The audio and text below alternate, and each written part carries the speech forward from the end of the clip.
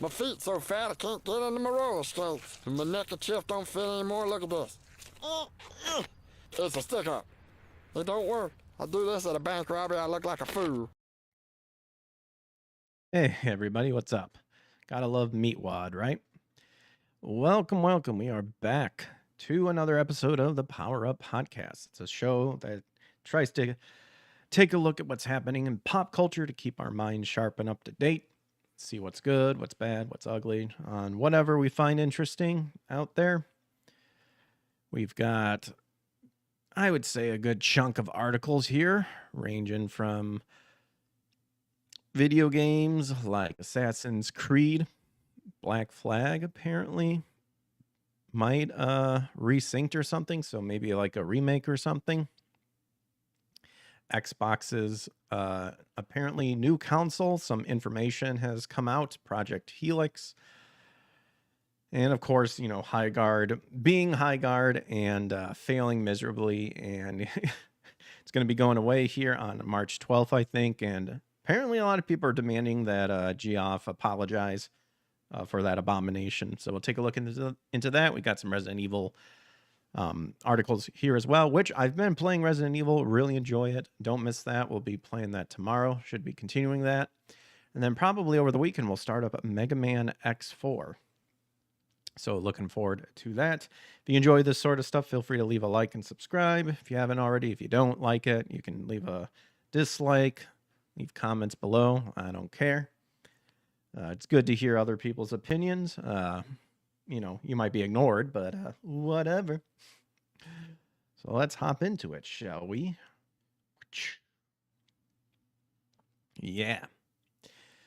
So this comes from That Park Place. Has Disney ditched DEI? 2026 annual report appears to abandon diversity language after FCC pressure.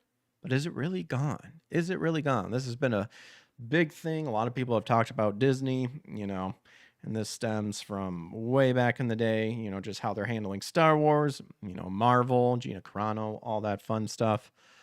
Well, not necessarily fun stuff, but fun as in it's interesting to see it. So the Walt Disney Company's latest proxy filling is raising fresh questions about whether the entertainment giant is quietly backing away from DEI posture it once promoted so prominently. By the way, these are my first impressions. By the way, that's another thing too, is I take a look at the article to see a little what it's about, but I don't really read it. So what you get is my first impressions, my takes on it, and just to kind of give like a fresh, you know, take, spin, whatever you want to call it. So just an FYI. So a close comparison between Disney's 2025 and 26 proxy statement reveals something striking. Overt diversity language has been noticeably scaled back, even as a key inclusion infrastructure inside the company appears to remain firmly in place. So what's really happening inside the Mouse House? Is it abandoning DEI or simply rebranding it? I unfortunately have a feeling it's probably going to be rebranding because we've kind of seen that already happening. Kind of in the video game sphere, but it is slowly dying, but we got to be alert. One of the clearest changes showing up in Disney's director skills and experience matrix, the governance table the company uses to signal what it values in board composition. So in 2025, Disney explicitly listed diversity as its own standalone for competency. Effectively, the company listed diversity as a skill. So there's a picture right there. But apparently in 2026 proxy, that line has disappeared. Instead, it now lists the following core competences. What the hell? Competencies? I don't know why I'm having such a hard time trying to pronounce that. Let me see.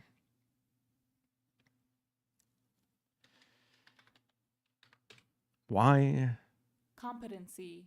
Competencies? Okay, so I had it in my brain, but I couldn't speak. So there's your list right there. Conspicuously absent is an is any standalone diversity category that previously appeared in the company's board skills framework. It's not merely cosmetic. Removing diversity as a name board competency changes how Disney publicly communicates what qualifications it considers essential at the highest level of governance. The company hasn't erased inclusion language entirely, but it has relocated and softened it. Yeah, you know they're going to. They're not going to give it up that easily. But the question is how long can they keep it up? Because I think we're kind of at the trail end here, personally, but you never know. So the proxy of 2026, Disney folds inclusion-related matters into the broader umbrella of corporate responsibility, which the company says encompasses governance, human capital management, inclusion, and sustainability. Plain terms, in 2025, diversity stood on its own as a board qualification, and now it has been absorbed into broader ESG-style language, still present but no longer headline level. Wording around board compensation or composition has also changed. In the 2025 proxy, Disney explicitly referenced helping the board reflect, quote, the diversity of the company's shareholders, employees, customers, guests, and communities. And then in the 2026 filing, that phrase has been softened. The company now emphasizes maintaining a board with a broad range of talents, experience, perspective, skills, and expertise to reflect its shareholder, employees, customers, guests, and communities. So the key phrase diversity of has been removed. May look like a small edit, but in corporate governance disclosures, these kinds of words shifts are rarely accidental. So it hasn't eliminated its inclusion infrastructure, even with the toned down language. Apparently, it still references the company's chief operating and inclusion officer and ongoing efforts tied to what Disney described as an opportunity and inclusion strategy. The filing also continues to emphasize fostering an inclusive workplace culture. In other words, while rebranding may be changing, the underlying framework appears to remain intact. Yeah, and that's the thing, too. If that foundation isn't completely destroyed, it's still going to stay there. That's the unfortunate thing. Sometimes the foundation has to be completely removed in order for things to get rebuilt back to the main goal.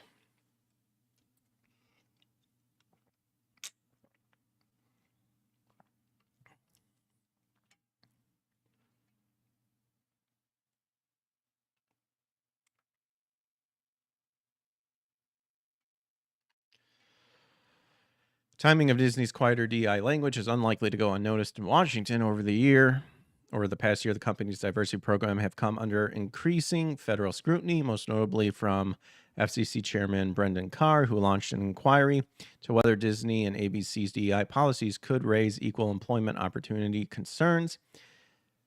And then in a former letter of CEO Bob Iger, Carr specifically flagged concerns about whether certain diversity initiatives across major media companies might cross the line into what regulators describe as potential invidious discrimination.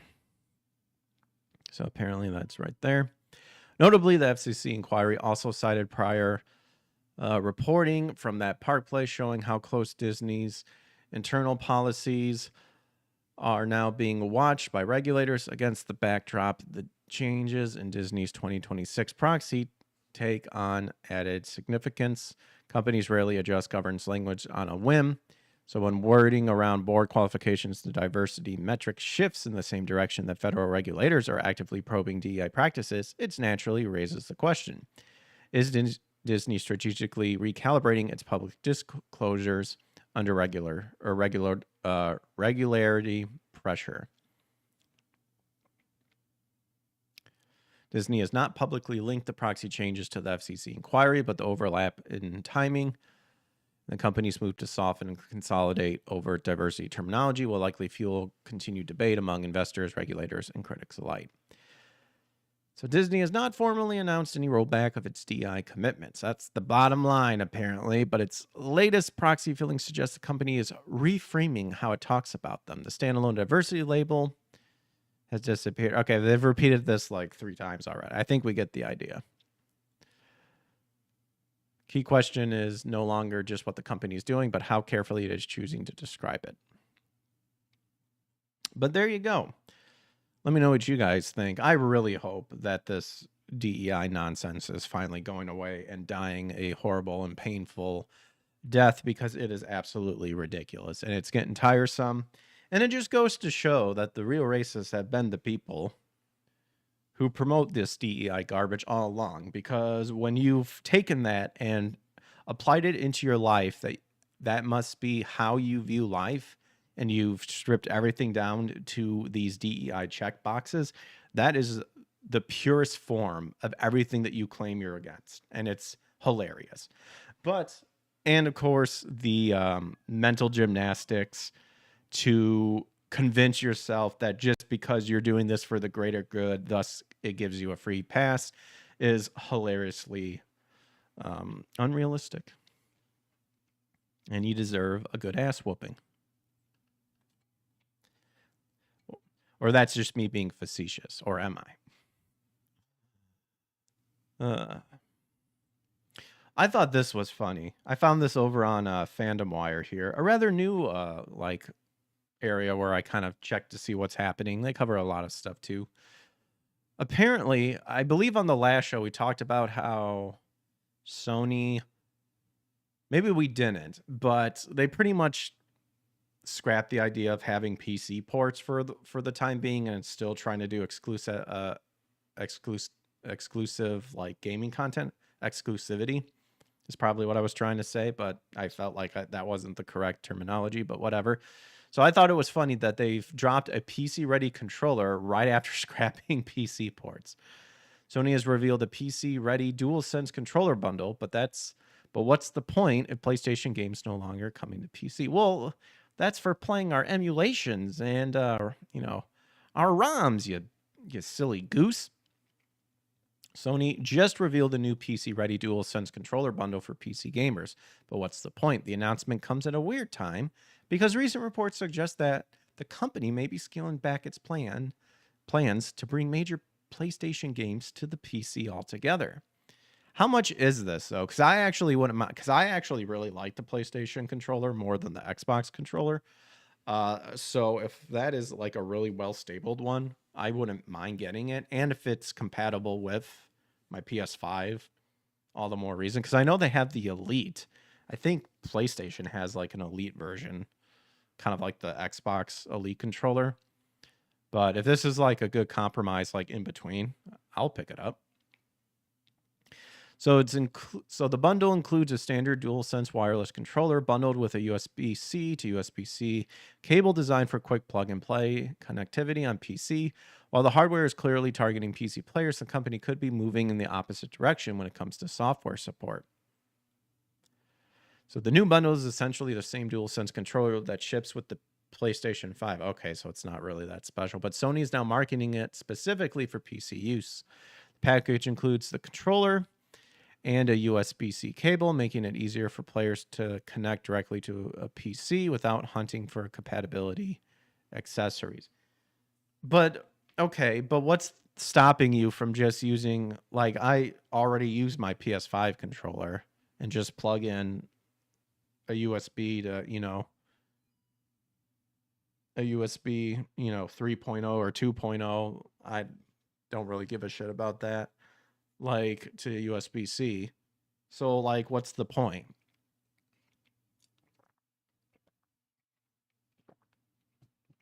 Unless we don't have to, go around and try to find drivers or something, I guess. But at that point, I already have the drivers I need. The company is promoting the controller on social media as a simple way for PC gamers to experience the same games on the same hardware as PS5 players. The highlighting features like adaptive triggers and haptic feedback are still there. So aside from the included cable, the hardware itself is essentially identical to the regular DualSense controller. The bundle is basically giving convenience and accessibility for PC gamers. This is weird because according to a new report from Bloomberg's Jason Schreier, Sony may be moving in the opposite direction when it comes to software. The company is reportedly reconsidering its strategy of releasing its console games on PC. Started getting PC games on or PlayStation games on PC around 2020, like God of War, Last of Us, Spider-Man coming out on Steam. According to the report, there were several factors that influenced this decision. Some recent PlayStation ports reportedly did not perform well on PC, and executives are said to be concerned that releasing games outside the console's ecosystem could hurt the PS5 sales. Maybe actually have games, actual freaking games that you can play that aren't just, cross-platform and all that garbage. For heaven's sakes. Oh my gosh. Keeping games exclusive to consoles also guarantees that the company gets full digital store revenue instead of sharing sales with platforms like Steam. Well, I want to see it on good old games. I want to see it on GOG because I actually want to frickin' play the game offline and I don't need GOG installed in order to do it. So in the coming future, it's likely that Ghost of Yotei and upcoming projects such as Saros will reportedly be exclusive to PlayStation 5. Well, I mean, you're not missing much for Ghost of Yotei. That game died out real quick. I mean, all the talk I heard about it and then just gone. Didn't even win any awards. It was that much of a failure. Live service titles that rely on larger player bases such as Marathon and other multiplayer games are still expected to launch on multiple platforms. The company hasn't come out and said this directly yet, but we're not really surprised by this anyway. And then they just ask, what do you see the brand in the future? I don't know. I've never been a diehard, super diehard Sony person, but I stuck with Sony the longest on my console gaming days. And my biggest thing is I want the game in its purest form, uncensored, not vocalized, not ESRB, graped. That's what I want. And if I have to go through mods to get it, ROM hacking to get it, then so be it. And if it has to be digital, I want to own it once I buy it. I don't need frickin' Steam or any anti-cheat crap installed to where if it wasn't in there, the game wouldn't run, because that's bullshit.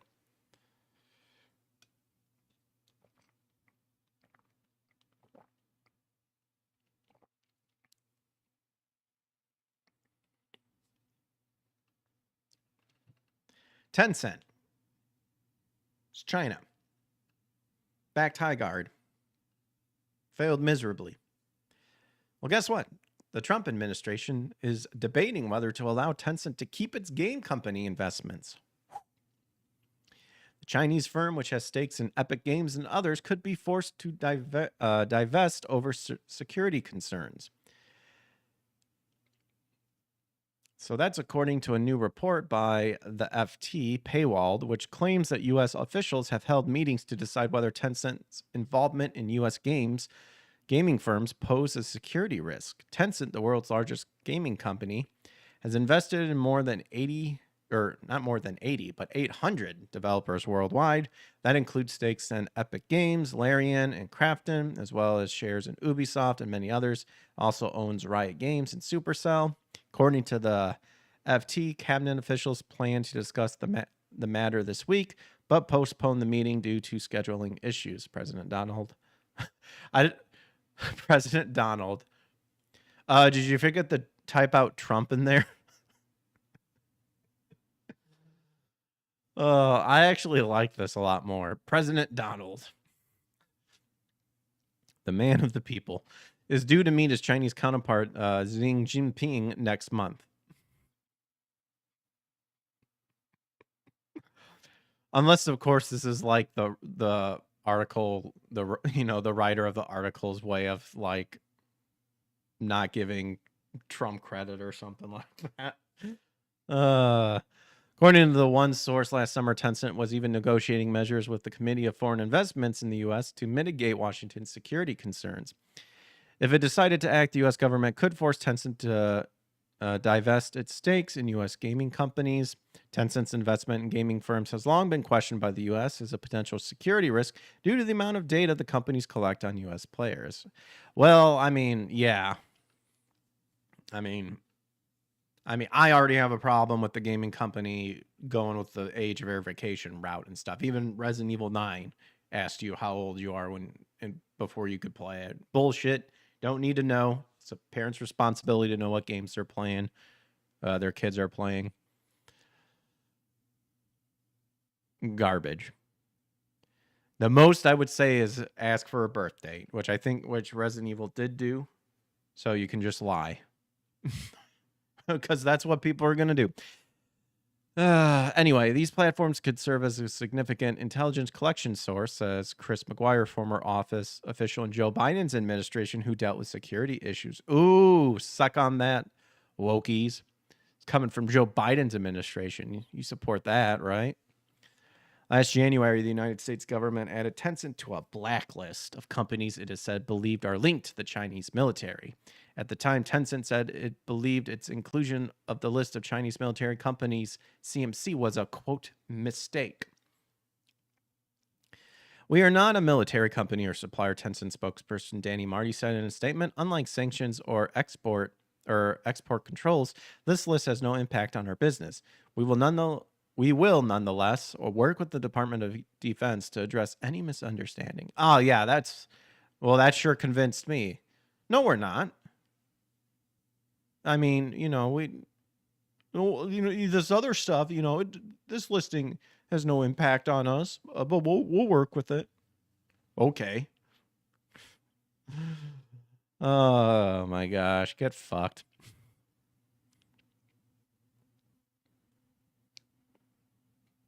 So Resident Evil 9 just continues to kick ass, and it's just going to keep kicking even more ass. So much so that apparently Resident Evil 10 is already in development following the success of Requiem. This comes from Tech for Gamers. So Resident Evil Requiem has rejuvenated an already thriving Capcom franchise. Now the fastest selling title in the series, this entry has set a new bar for future titles to meet. And it appears the team is already preparing to face this challenge. According to the latest post, Capcom has begun work on Resident Evil 10.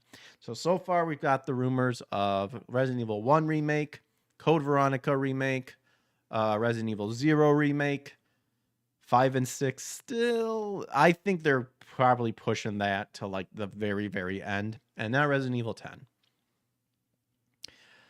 Because Capcom's Resident Evil output has been so consistently great in recent years, fans are open to any and all content from the series that comes their way. Therefore, this report is quite welcoming. So according to the leaker Dusk Golem, Resident Evil 10 is currently being worked on. In fact, he says that the game began development over 6 years ago. Well, hot damn. They were confident that, maybe they just had enough money to do 9 and 10. Even if 9 didn't do well, but I'm sure they're happy. As per the leaker, the project has also been rebooted once already, which isn't surprising given Capcom's initial vision was quite different from Resident Evil Requiem as well, leading to the game being rebooted.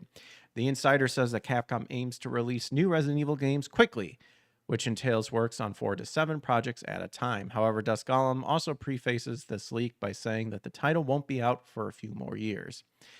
And then for reference, Code Veronica and 0 remakes are expected to be the next big release for the series. In other news, the leaker recently stated that Capcom has begun early work on a remake of the first Resident Evil. All in all, the Japanese game giants seem to be working on numerous titles to keep fans busy with constant stream of new releases for the next decade or so. My biggest hope is that if they do a Resident Evil 1 remake, which, the one for GameCube was awesome. Gotta love the OG. Here's my biggest thing. And this is just how the Resident Evil games are going. And it's just for me. I get annoyed with the sponginess of the zombies in terms of headshots to said zombie and like taking chunks out of them. When that happens, to me, you're dead. I'm kind of annoyed with a lot of these newer games making them spongy enough, and then when you finally put them down, they somehow revive. Like in the GameCube remake, you can put them down, but then they included the Copperhead, I think is what they're called, where they come back later and they're faster and they're quicker. and you have to burn them if you want them to be permadead. You know, that's how I always, that's why I think, what is it, 2, maybe even 1 as well, once you get the shotgun. That's why I always enjoyed letting them get in close. You aim up and you just kabam, blow that head off, and that's it. You don't have to deal with that zombo anymore. Like, guaranteed head removal means you're staying down permanently. And that's something I wish that these new games had happen more often. That's not to say they don't have them at all, but I am getting tired of the I guess you could say the unwritten rules of zombies. You know, shot to the head means they're dead. Again, you know, it's like, oh no, they're not. They can just be revived, whatever. It's like, well, that defeats the purpose then we're all screwed. But regardless, yeah, I've been enjoying Resident Evil 9, so we'll be playing that tomorrow, same time, 8 p.m. Central Time. That will be on the Big 5, YouTube, Rumble, X, Kick, and Twitch. You can always check me out. Join me on there. So this is another one that we've heard kind of the spiel about. And straight up propaganda. Female players are an overlooked opportunity for growth in the industry, a research firm says. I already call bullshit and biased on this. And this is kind of like the same idea that they try to put where it's like, oh, the gaming sphere is actually 50-50. It's like, no. You included mobile games in there to where boomers, and that's where most of the females play. It's not to say females don't play other games as well, but no fucking way. No fucking way at all. But let's see what this research firm has to say. There's certainly potential to expand the overall numbers of female gamers, it suggests. The games industry is overlooking potential for growth, but not fully accommodating female players, according to the new research by Impera Analysis, the firm which combines consumer research with 46,000 global respondents annually, gaming market data and forecasts, and title level sales and tracking data. Says there are steps that can be taken to get more women interested in playing games. Okay, yeah. Share with me the steps, please. I'd like to know. But caveat here, if the step is, hey, this franchise, which has been grown to where we notice a lot of male gamers are playing, yeah, we need to fix that and make a new character that's a lead that's female and, you know, has that woman power. That's not going to work. That's bastardizing an already established franchise. Fucking make something unique and creative. So female players representing 48% of the gaming population. I don't believe that for a second. I think it's lower.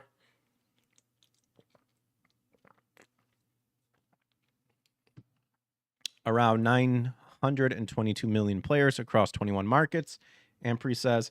But at such a large scale, this 4% difference does represent 93 million fewer female gamers than males, senior analyst Katie Holt said during a presentation held today.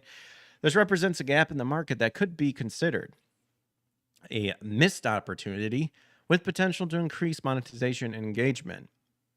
Ampere says the company's research found that women tend to prefer narrative-driven single-player experience over competitive multiplayer games, with 18% of female players surveyed saying they played The Sims 4 in the last 3 months.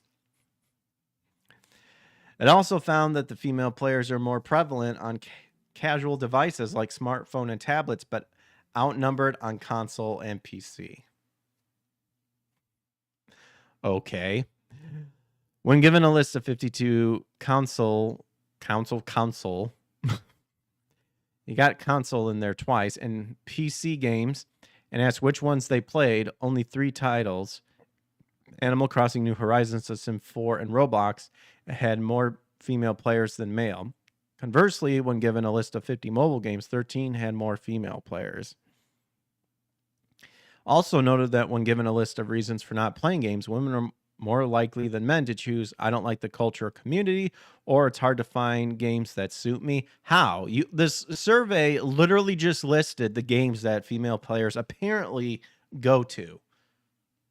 So what exactly are they asking? Like, what are they demanding?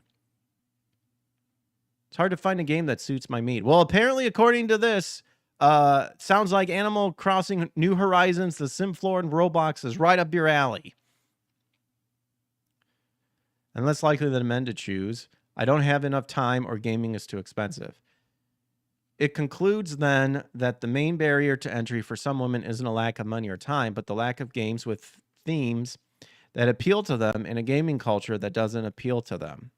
Because the reality of it is that the gaming culture is mostly made up of men. I'm tired of these people trying to resist that. It's just how it ended up, and nothing needs to change in terms of trying to appease these people who don't even want to play the games because they're apparently saying it's hard to find a game that suits my needs, we don't have time, or the gaming is too expensive. Okay, well then stop ruining games that are overall geared towards male. And start making more games, I guess, geared towards women. Shouldn't be that hard, right? But no, they insist that every established franchise needs to put on the brakes, see what's happening, and now rechange everything just to suit a person that may not even play the game to begin with and are probably activists and don't even care about the game. It concludes then that the main barrier to entry for some women isn't a lack of money or time. Oh, we already read that. This indicates that there's a subset of female non-gamers who are interested in gaming but lack the education around how to play these games and what content is out there, Holt explained. By creating entry-level content that is appropriate and marketing it effectively, there is certainly potential to expand the overall number of games.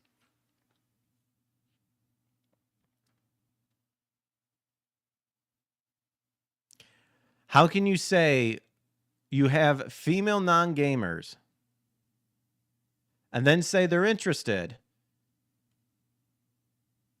but they lack the education on how to play these games and what content is out there? This is the biggest pile of shit I've ever heard. This is completely against what they are doing, like completely the opposite of what they're doing. You see, they're not making these entry-level content. And when they do, they fail. And then they blame the gamers for not going on, or they're blaming toxic masculinity, or they're blaming this, or they're blaming that. But that just says it right here. If they do not want to take the time to educate themselves about games, what content is out there, then maybe gaming is not for you. And to me, this doesn't even like line up to what they found the most of the reasons why, for not playing games. They don't like the culture of the community. Okay, well then goodbye. You don't have to be a part of it. Go away. It's hard to find games that suit my needs. Well, what are your needs?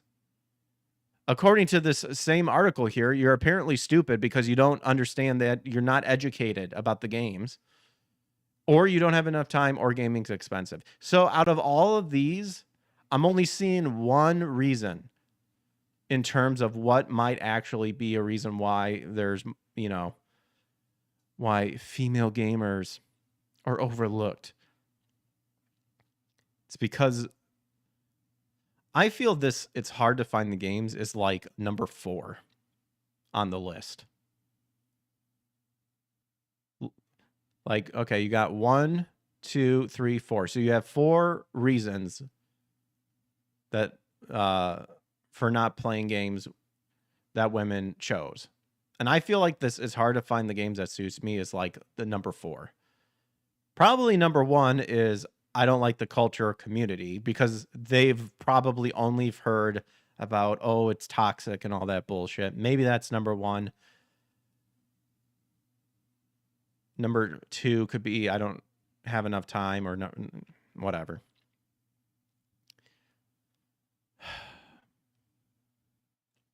And notice how they just casually mentioned like, oh yeah, mobiles and stuff like that. Even though mobile is like the main reason where a lot of the female gamers come, and boomers as well. Concludes then that the main barrier to entry for some women isn't a lack of money or time, but the lack of games with themes that appeal to them and gaming culture that doesn't appeal to them. Again, am I missing something? Because they threw that as like number 2 in their list of the reasons why. And now they're trying to paint that, oh, that's number 1.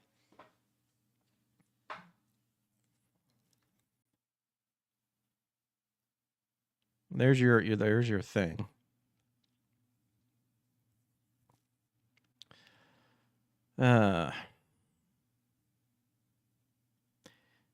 Terms of creating content that appeals to players, Ampri notes that its TV and film research finds that women enjoy romance, drama, and lifestyle, cooking, travel, and fashion genres significantly more than men. Okay, so then why are you bastardizing all of these franchises that have been established by men and are for men to try to get these non-gamers, mind you, these female non-gamers to come join in and to play the game? I have no problem making OG content, but when it becomes like a Dustborn or a Concord or a Highguard and it fails miserably, that's on you. That's on you. They enjoy romance and drama and lifestyle. So what? So are you telling me that you guys, it would be fair then for men to all of a sudden just come into every romance, drama, and lifestyle and say, yeah, there's not enough men in here. We got to change this. We're not being properly represented here. We're all about fairness, right? You know they would have they would go insane. This is our space. This is the only place that we can feel like ourselves and safe and all that stuff. It's like, oh, okay. So, you can come into our space and bastardize everything to try to appeal to, once again, female non-gamers with the hopes of maybe they'll start gaming. But then we can't do the same when it comes to what apparently the areas that women enjoy. Okay. Pairing these popular game genres and themes like puzzles or simulations and lighthearted or adventure presents a significant opportunity for monetization, the female gamer audience. Holt explained that by studying what themes and content appeal to female players, developers can not only introduce them to the medium, but also better integrate them into existing titles that may... Right there. There it is. Right there.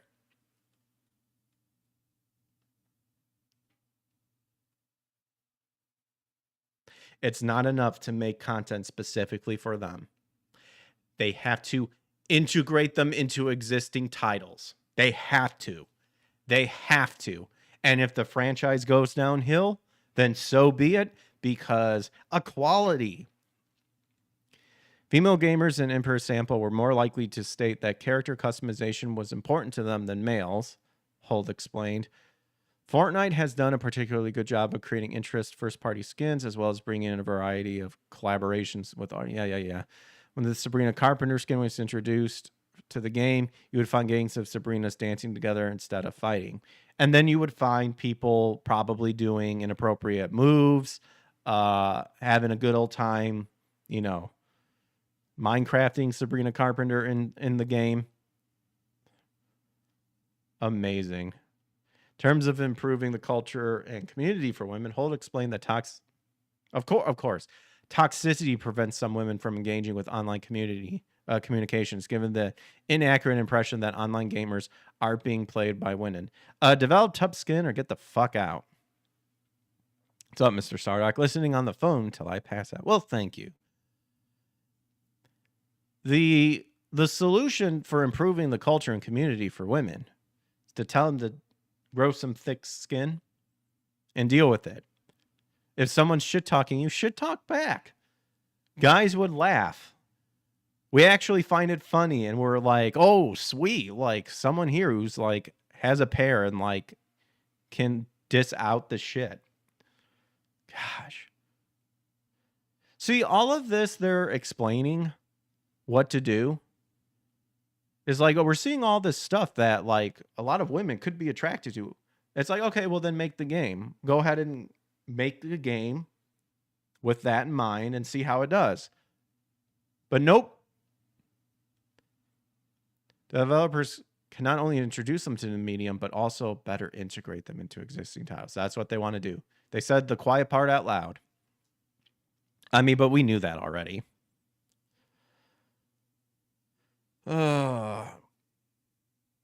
Definitively, Colloquially?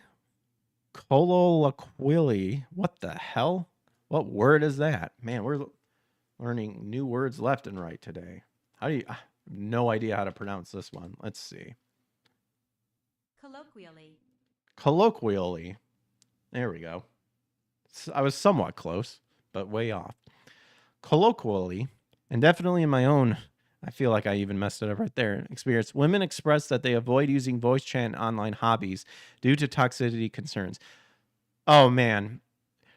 I feel like voice chat in online hobbies is hardly used anymore.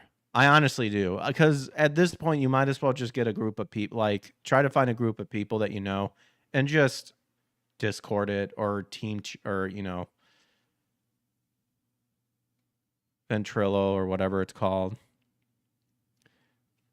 Like, honestly, I want to know if, like, I want to see a study result of, like, how many people actually use the online, like, the invoice chat. Because you want to know what at this point in time, if I'm playing solo, I'm muting everybody. I ain't calling out shit because I honestly don't care.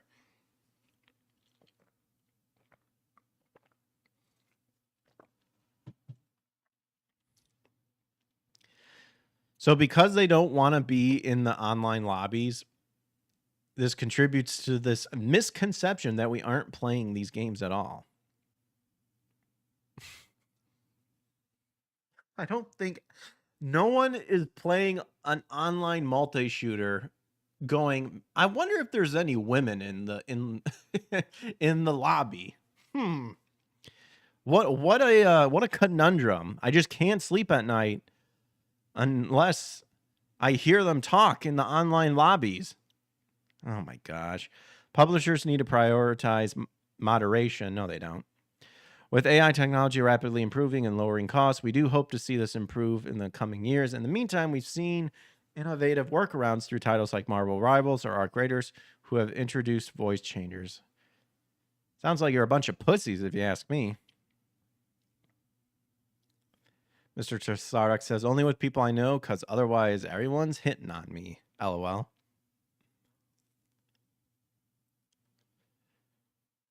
All right. And I want to say, I think Side Scrollers talked about this too. Oh, here we go. I want to say that Side Scrollers pointed out that if you wanted to, like, read this data, you have to, it's behind a paywall.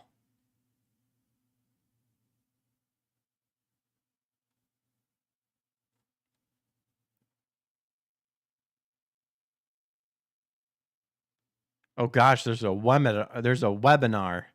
Oh gosh. And there you go. There's the person behind this. Organized. Why are we not surprised? Sales have ended, apparently. Can you... So, wait. So, this is... I think this is behind a closed paywall.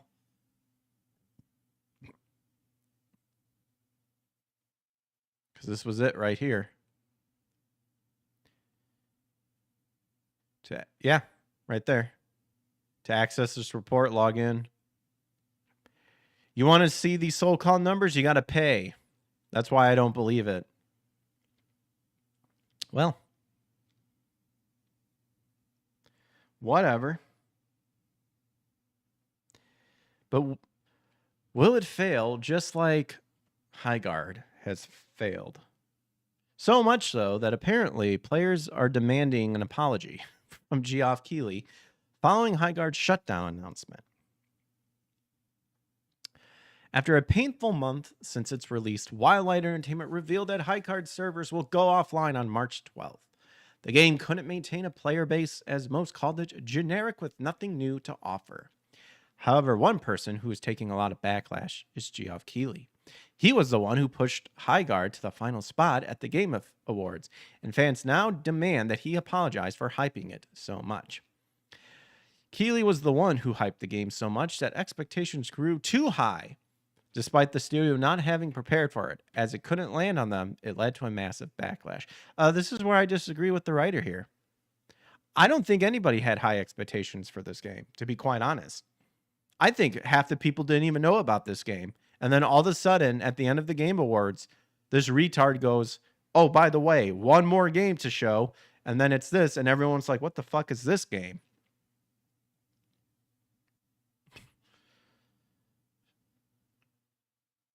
No, I think Keighly did more harm than good, to be honest. And it doesn't help that if he was paid by Tencent and Tencent's backed up by the Chinese. Highguard still lasted longer than Concord, the one-of-a-kind pish game with a shorter lifespan, 11 days, than that of a housefly, which is apparently the average housefly is 28 days, says Mr. Sardock. Well, that ain't saying much. Because you're trying to say, well, this pile of shit lasted longer than this bloody diarrhea pile of shit. It's like, it's still shit in the end. The TGA presenter was originally the one who put the game at the event's final spot, which is usually reserved for high-profile titles. Yeah, and that was a big mistake. This led to increased expectation and a limelight that the title wasn't built for. It wasn't also built in general, it seems like. Fans are flooding Keighly's post, demanding that he apologizes for this disaster. His comments were too far-fetched, saying the title will change gaming forever and that it'll prove its doubters wrong. Oh, yeah. I mean, you got this up here, Kang Ming Lee. Should 1,000% take partial accountability for this. Future of gaming's, huh? However, Keighly isn't entirely responsible for the failure. In fact, if the game hadn't been given the final spot, may not have even have reached the 100K players it reached at launch. Nonetheless, the label for Concord 2.0 stands out. See, this is the delusion. It's not entirely his fault, because if he didn't give it the spotlight, it may not have reached the 100K players.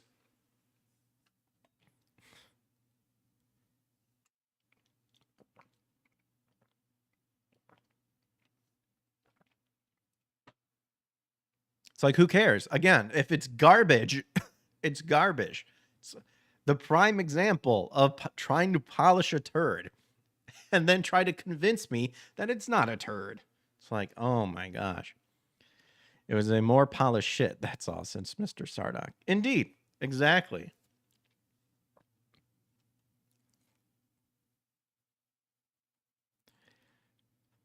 Now, I always try to stick by the rules to where never apologize, at least online. And don't cave into people demanding for an apology. It'd be funny to see this happen. I would still stick by my guns and say that Geoff, if he apologizes, it's funny. If he doesn't apologize, I don't care either way. The only time you need to apologize is like to people and one-on-one, like behind the scenes. No one else needs to do it. But with that being said, he deserves all the scrutiny and the backlash.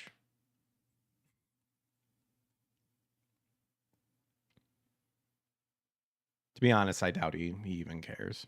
I 100% believes he doesn't care. Saw this on That Park Place. Apparently, filings have revealed that Trump bought a part of the Netflix debt.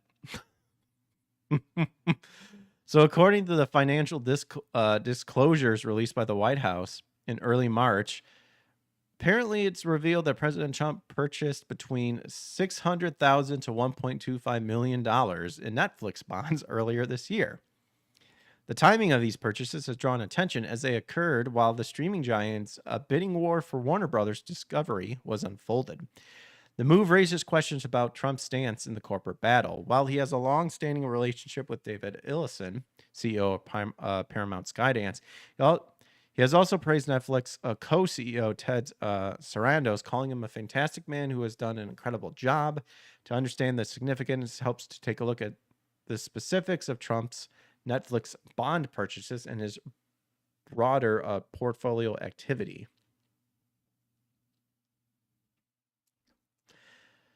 So these disclosures show that Trump added Netflix bonds to his portfolio, meaning he was buying debt, not company shares. January through 2 separate transactions. We just read about the $600,000 to $1.25 million. This was in addition to $500,000 to $1 million Netflix bonds he acquired in December. So that's where the bonds come from, in December, shortly after WBD accepted a buyout offer from Netflix. And then during the same period, he also bought mutual and corporate bonds from several major companies, General Motors, Occidental, Boeing, and Core Weaving. A White House official told THR neither President Trump nor any member of his family has any ability to direct, influence, or provide input regarding how the portfolio is invested or when investments are bought or sold. All investment decisions are made entirely by independent managers. His 2024 financial disclosure also shows he held a 5-figure amount of Netflix stock and had acquired bonds from WBD in December, though the latest disclosure does not list any of the debt. So while the amounts themselves are noticeable, the timing of these transactions amid Hollywood's corporate shakeup has drawn particular attention, given Netflix's acquisition bid for Warner Brothers. And then in December, they accepted a 28 per share, primarily cash buyout offer from Netflix. It's prompted an immediate response from Paramount Skydance, led by David Ellison, escalating the bidding war into a closely watched corporate battle. Trump indicated he would have a role in reviewing the deal from a regulatory perspective. When asked whether Netflix should be allowed to proceed, he said that's going to be for some economists to tell, and I'll be involved in that decision, adding that the acquisition would receive significant antitrust scrutiny. There could be a problem. Although the bond purchases did not signal direct support for any bidder, they illustrate how presidential financial activity can intersect with major industry events. So while the bond purchases and other financial activities have attracted media attention, the White House emphasized that the transaction are merely independent. Okay, we've literally just read that. It's pretty much repeating what we said. President Trump's assets are in a trust managed by his children. There are no conflicts of interest. Taking together, the disclosure showcase how presidential investment can intersect with corporate media events, even with the handling of independent managers. Financial activity. So this activity offers a glimpse into the overlap of politics, personal wealth, and the high stakes of the world or Hollywood mergers, reminding observers that timing can't be as closely scrutinized as the transaction themselves. So pretty interesting. Pretty interesting. But what is interesting, ladies and gentlemen, and is one of the things that I posted in the title, and that is Xbox apparently has confirmed its next console will run PC games. And it is codenamed Project Helix. So the new Xbox boss, Asha Sharma, says Microsoft will meet with partners at GDC next week. And apparently, this console will run both Xbox and PC games. The question is, just Steam-only PC games? GOG PC games? Because if that be the case, I might check it out, even though I think Microsoft is dead. But then, to me, it just makes me think that this is where Sony had dropped the ball a long, long time ago with the backwards compatibility. If they would have just kept up with the whole backwards compatibility, I think that the announcements like this would be like, whatever. We still can play our old games. But of course, all the gaming giants don't want you to own games. They want you to go digital. So, all right. So on Thursday, the gaming division shared a short teaser video on social media revealing the project's Helix logo. In a separate message, new gaming CEO Asha Shamar, which she's already getting, I mean, she's been getting bashed and probably should never have been hired as the new gaming CEO because it doesn't sound like she's a gamer at all, said she would be meeting with developers to discuss the new console at GDC next week. Great start to the morning with Team Xbox, where we talked about our commitment to the return of Xbox, including Project Helix, the codename for our next generation console. We'll lead in performance and play your Xbox and PC games. I feel like this is always just a staple statement. It will lead in performance. I would hope at this point the performance would be good. Looking forward to chatting about this more with partners and studios at my first GDC next week. It's the first time Microsoft has explicitly confirmed that its next console will be a hybrid PC device, though it's been expected for some time. Here's the video.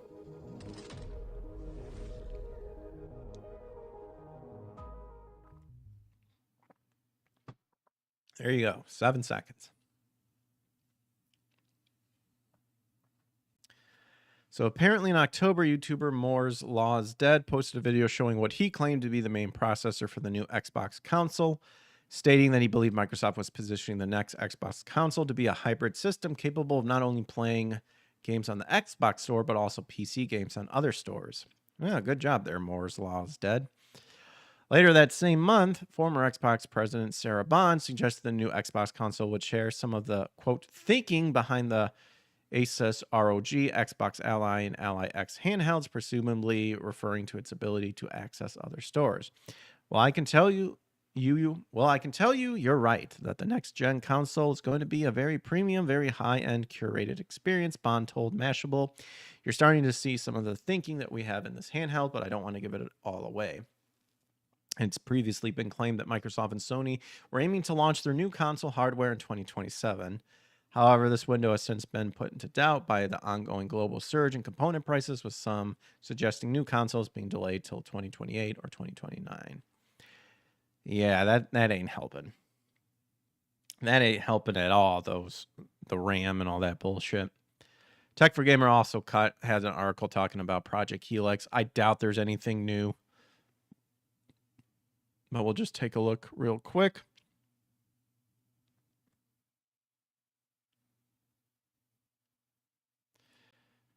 Yeah, pretty much confirmed again.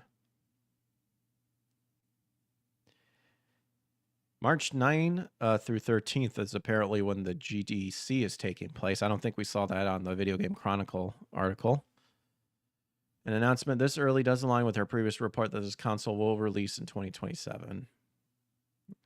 This means that Team Green will have an edge over PlayStation with an early next-gen release, and also since the latter company plans on extending the PS5 lifecycle as much as they can, the only issue for Xbox to tackle is the memory shortage. Yeah. All right, so there you go. There's your information about the Project Helix. Interesting.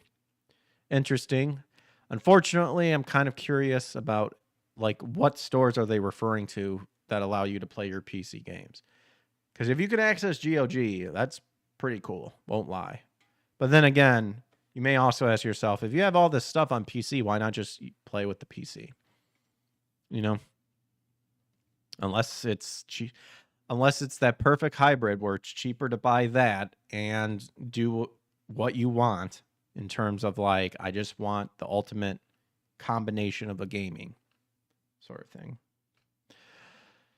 Ending off here on Niche for Gamer, apparently Assassin's Creed Black Flag, which I actually haven't fully beaten yet. Black Flag Resynced announced alongside other brand updates. So not long after appointing new leaders for the Assassin's Creed brand, Ubisoft has announced franchise updates, including the official reveal of Assassin's Creed Black Flag Resynced, a next-gen upgrade for Assassin's Creed Unity, and updates on other releases in the franchise. Here's a rundown on all the new details, plus a video message from content manager Jean Gustin.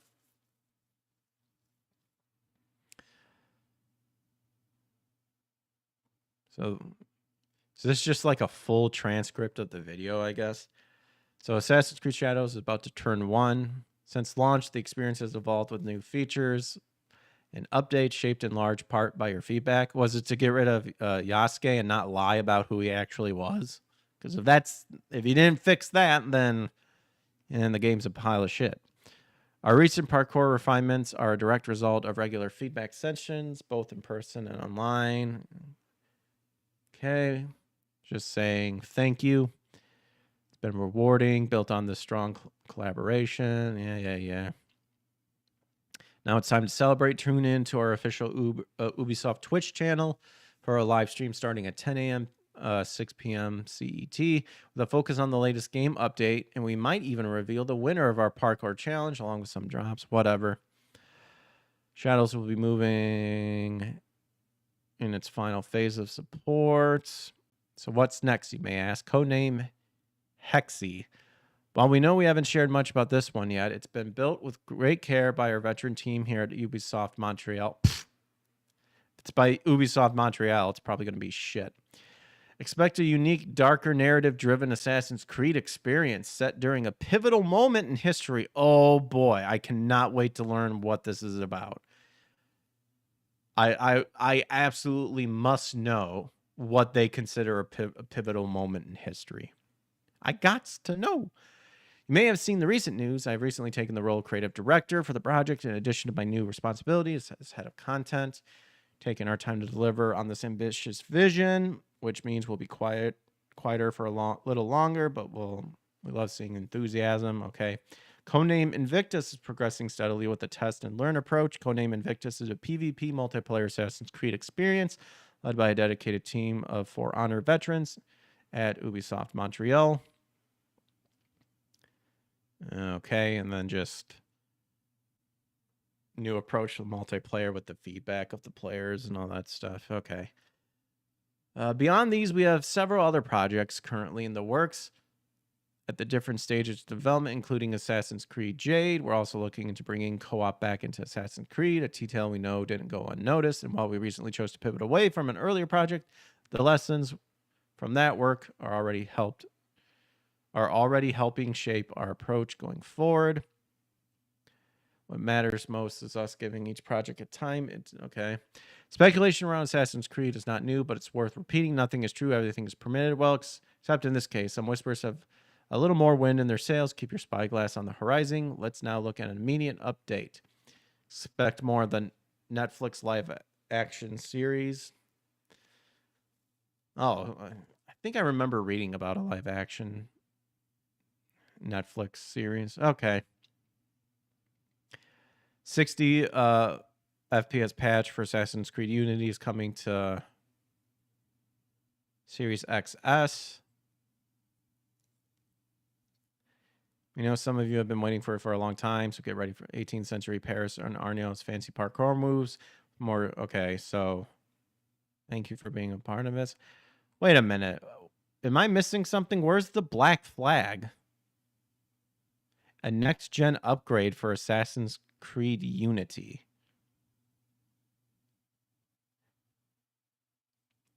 So wait a minute. So is Assassin's Creed Unity like part of Black Flag? Is that why I'm confused? I didn't beat Black Flag, so.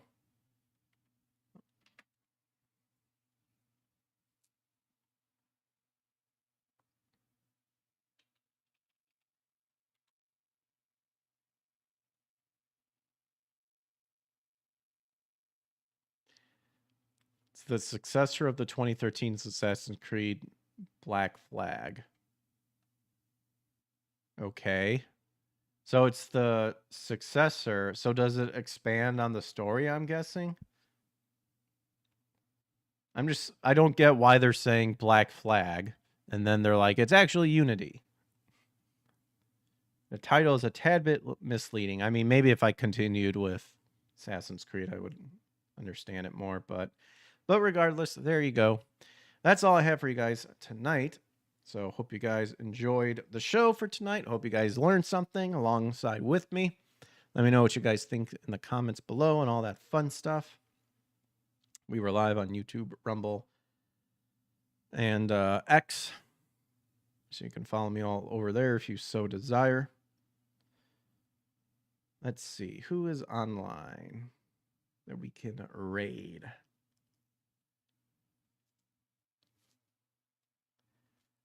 let's see. Amanda is still playing Resident Evil Requiem.